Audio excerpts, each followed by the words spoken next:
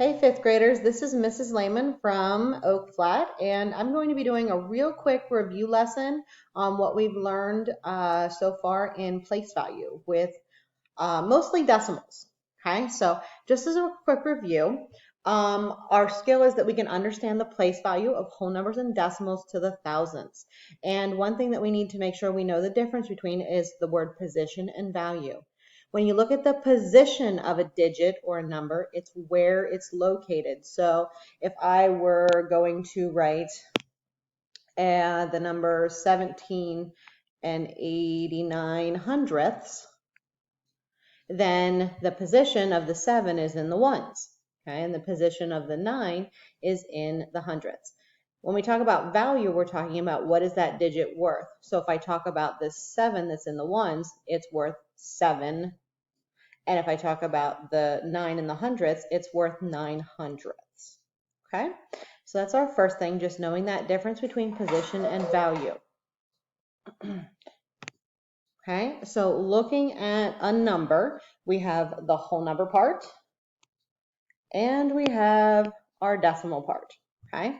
And when we write the values of decimals, we can write them in standard form or we can write them in fraction form. So when I look at, we're just gonna look at the decimal part because that was the new part for fifth grade. So when we look at the 3, the 4, and the 8, okay, the 3 is in the tenths position, so its value or what it's worth is 3/10ths, okay? So I can write that as a decimal, 0.3, or I can write that as a fraction, 3/10. So there's our two different forms for the value of that digit. Okay, when I look at the 4, it's in the hundredths position, so the value of that is 4 hundredths. So we need to look at this. Okay, here's our decimal point, and our 4 is 2 positions to the right. So when I go to write out 4 hundredths, I need to have a 0 placeholder in the ones, decimal point, a 0 in the tenths, and then a 4 in the hundredths. Or writing that as a fraction, it's 4, our fraction line, and then hundredths. And our last digit here is the digit 8. The 8 is in the thousands, so it has a value of 8 thousandths.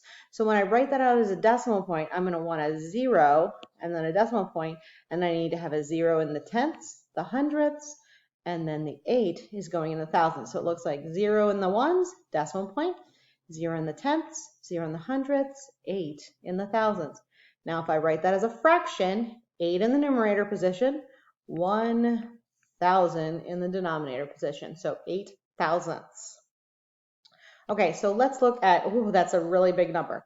Okay, so saying that out, we have 5,409,127 and 836 thousandths. Okay, so when we talk about position, just a little practice here, when we talk about position, we want to make note of, is there a decimal point in this number? And if that is, that kind of helps us.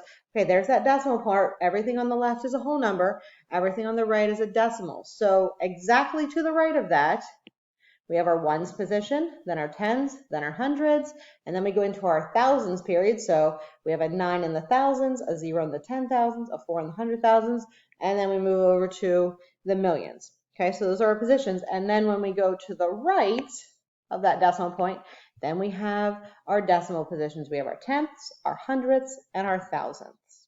Okay, so let's talk about the value of the 9. Let's go the value of the 9. The 9 is in the thousands. Okay, so when I write out the value, it's how much is it worth. So our value for our 9 is, sorry about that, 9,000. Okay. When we talk about the value of, let's pick another digit here. Let's do the value of the 3. Okay, so we look at this 3 right here. Okay, it is 2 positions to the right of the decimal point. So when we start here, there's a decimal point. To the right of that is tenths, hundredths. So this is in the hundredths. When we say the value, we want to put a 0 in the ones, 0 in the tenths, and a 3 in the hundredths. We can also write that out as 3 over 100 if we want to write the fraction form of it.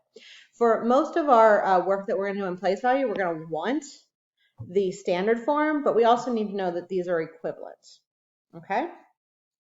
Okay, guys, so that was a little review from yesterday. You're going to do a practice activity today, and have a great day.